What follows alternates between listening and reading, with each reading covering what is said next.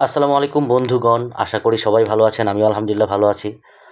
আসলে একটা ছোট উদ্দেশ্য নিয়ে এই ভিডিওটা করা।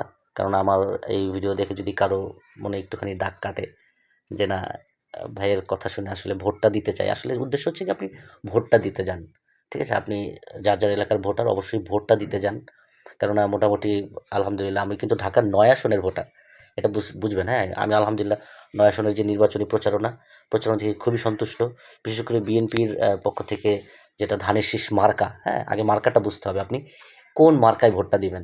ধানের শীষ থেকে কিন্তু দাঁড়িয়েছে আ আ হাবিবুর রহমান হাবিব ভাই। উনি বিএনপির পক্ষ থেকে ধানের শীষ মার্কা এবং স্বতন্ত্র প্রার্থী হিসেবে দাঁড়িয়েছেন আমাদের তাসনিম জারা আপু। ওনার মার্কাটা হচ্ছে গিয়ে ফুটবল, হ্যাঁ? আগে কিন্তু বুঝবেন ওনার মার্কাটা ফুটবল। এছাড়া এনসিপির মার্কা হচ্ছে আ শাপলাকলি মার্কা এনসিপির, যেটা আমাদের এলাকায় দাঁড়িপাল্লা নেই। যেহেতু এনসিপি থেকে দাঁড়িয়েছে শাপলাকলি মার্কা। আ লাঙল আছে, হাত পাখা আছে।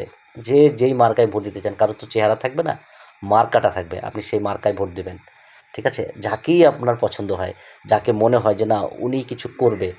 কেননা আগে তো অনেকে ছিল, নতুন করে কে আসবে সেটা আসলে আমাদের ভোটের মাধ্যমেই তো নির্বাচিত হবে। যে আমরা নতুন কাউকে চাই কি চাই না। বুঝতে পেরেছেন? এটাই হচ্ছে গিয়ে মেইন বিষয়। আলহামদুলিল্লাহ ২৮ সনের নির্বাচনী যে প্রচারণা ছিল খুবই মানে দারুণ ছিল। সবাই দৃঢ়তার আ প্রমাণ দিয়েছে।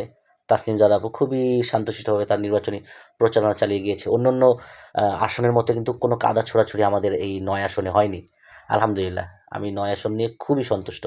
হাবিবুর রহমান হাবিব ভাই কিন্তু বলেছেন যে ধানের শীষের। উনি কিন্তু বলেছেন যে উদ্দেশ্য তো আমাদের একই, যেই আসুক। কাজ তো জনগণের ভালোর জন্যই করতে হবে। নিরাপত্তা, তারপরে চিকিৎসার সুবিধা যত কিছু আছে আমাদেরকে নিয়ে কিন্তু কাজ করবেন তারা। এটাই তো হওয়া উচিত। যারা রাজনীতি করবেন শুধু মানে কর্মীদেরকে লেলিয়ে দেবেন আর খাই করবেন। এটাই উদ্দেশ্য যদি হয়, তাহলে আপনি কোথায় গিয়ে জবাবদিহি করবেন? হাসরের দিন জবাবদিহি করতেই হবে। তবে অবশ্য সবার জন্য আমার একটাই অনুরোধ, যারা অন্যান্য দলেও সাপোর্ট করতেন, ঠিক আছে? আপনারা হয়তো দেখেছেন আপনাদের সময়েও যে ভোট কিভাবে হরণ করা হয়েছে। হ্যাঁ? নিজেরাই তো ভোট দিয়ে ফেলেছেন। অনেক ভোট নিজেরা দিয়ে ফেলেছিলেন। ঠিক আছে? আপনারা সেগুলোকে তো পাপ মনে করেননি। ঠিক আছে? তারপরও আপনার দলকে আপনি সাপোর্ট করে গিয়েছেন।